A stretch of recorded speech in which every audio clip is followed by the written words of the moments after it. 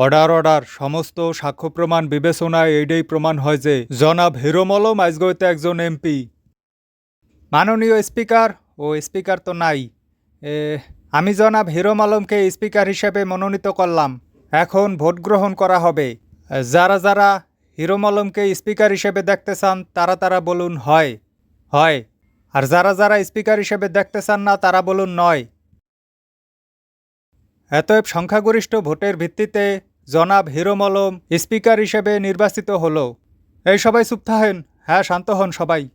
আমি স্পিকার হিসেবে জনাব হিরোম আলমকে রাষ্ট্রপতি হওয়ার জন্য আহ্বান জানাচ্ছি।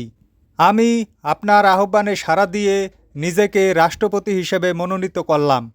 এখন ভোট গ্রহণ করা হবে। যারা যারা জনাব হিরোম আলমকে রাষ্ট্রপতি হিসেবে চান তারা তারা বলুন হয়। হয়। যারা যারা চান না তারা তারা বলুন নয়। সংখ্যাগরিষ্ঠ ভোটের ভিত্তিতে জনাব হিরোম আলমকে রাষ্ট্রপতি হিসেবে নির্বাচিত করা হলো। ধন্যবাদ মাননীয় স্পিকার। রাষ্ট্রপতি হিসেবে আমি এখন শপথ গ্রহণ করব।